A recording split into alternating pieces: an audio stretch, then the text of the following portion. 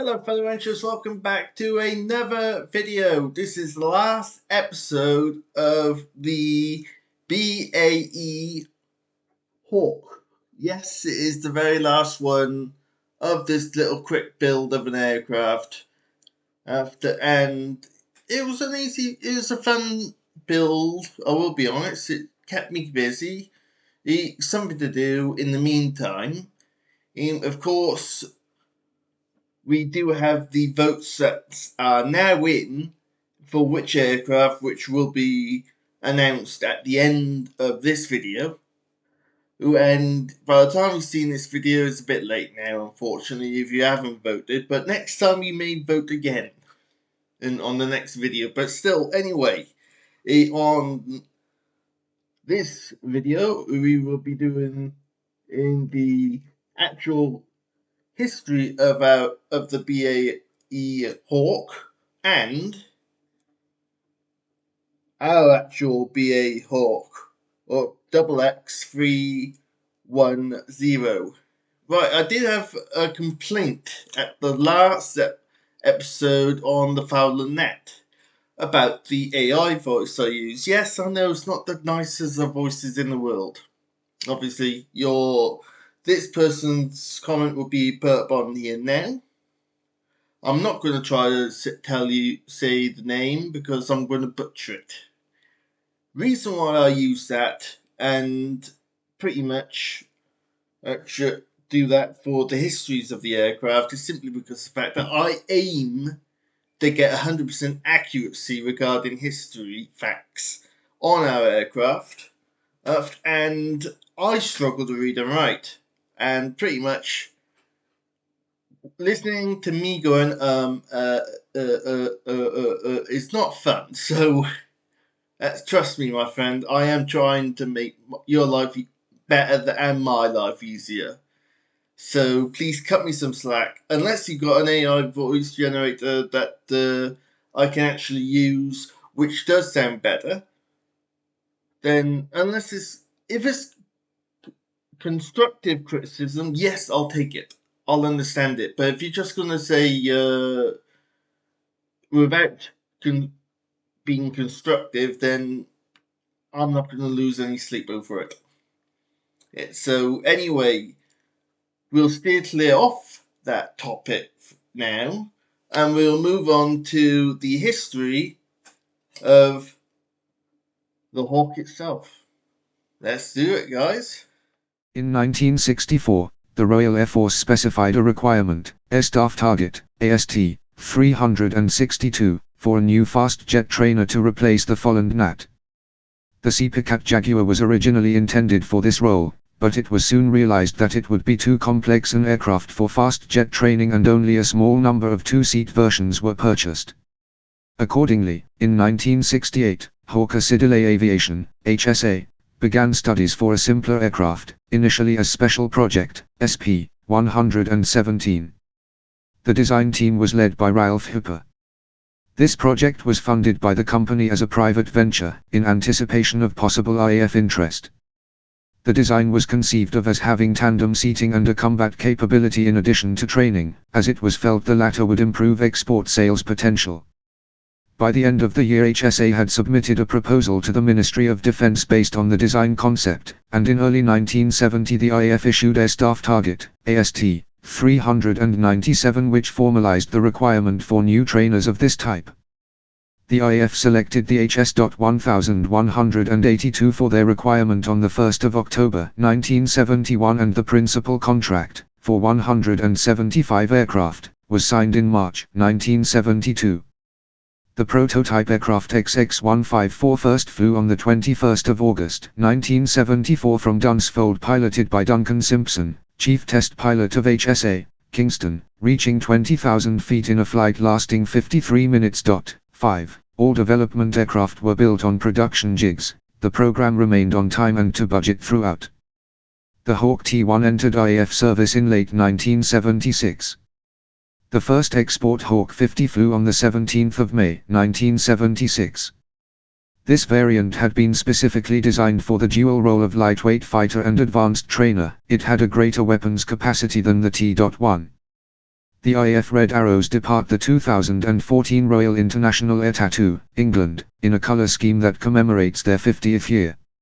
More variants of the Hawk followed, and common improvements to the base design typically included increased range, more powerful engines, redesigned wing and undercarriage, the addition of radar and forward low.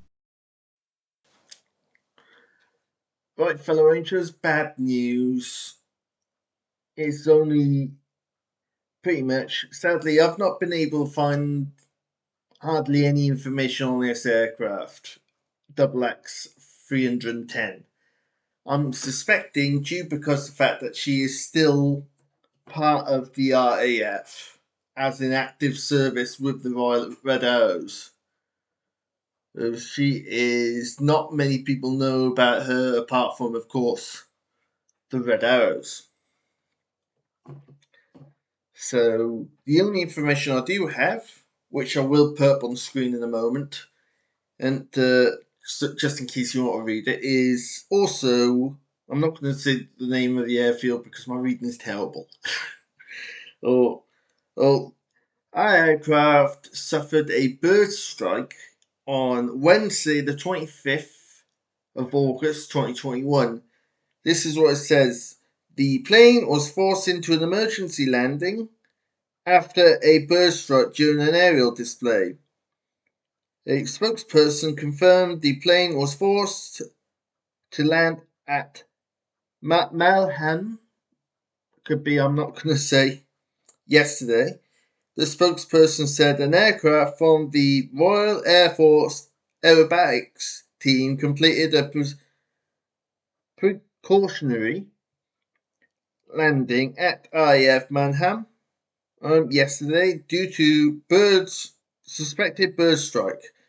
The aircraft landed it safely and the pilot is fine. The RAF engineers are inspecting the aircraft. It will return to RAF Skelton once checked and cleared to do so. So essentially, I have seen photos of the aircraft after this date. So of course she's still in the air, she's still flying, which is good. We never want to see an aircraft go down for anything on this channel. And if we do know of any more information on our aircraft, which is XX 310, then please let me know. The email will be in the description below, which is, well, the email is lonerangervideo@gmail.com. If you know anything on this aircraft, any more history on it, or if you can give me information on it, it would be appreciated, as I'm curious. I like looking at, if I can look into the history of not just the aircraft in question, but also the type that is. I also like looking into the actual aircraft I'm building, such as XX 310. Right, that's it for now. But first, before we go, of course, I will be showing you all the photos I have found on Google of our Hawk. But as everyone knows, it was the big reveal of what aircraft am I building next, or as I normally say, what am I going to do with all this spare time? Well, thanks to your votes, and please vote, fellow Rangers, because I need you to put your opinions on. But for the next poll, eventually, so I can tell you the next aircraft.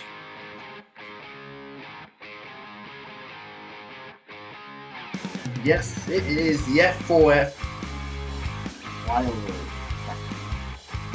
A very, very good aircraft. From some of my research that I have done at the moment, it has had a very good service life with the American Air Force, and also not looking any further at the moment, the Royal Navy. even up to 1944, the aircraft was still in service with the Royal Navy. Yes, it was given another name with the with Royal Navy, but I can't remember it precisely offhand. But yes, it is the Wildcat. So if you want to catch this video series cut to come, all you gotta do is subscribe so you don't miss out. Till the next time, my fellow Rangers, I hope you all take care. And currently, at the moment, at the time of this recording, I am currently on 483 subscribers. My mini goal I'm giving myself for hopefully before January, not January, I'll say March, to hit 500 subscribers before then. That's my personal mini goal I'm giving myself. And so pretty much that's it for now, fellow Rangers. So I hope you all take care. Enjoy doing what you do. And lastly, but not least, from our Hawk and me, this is the Lone Ranger, signing out.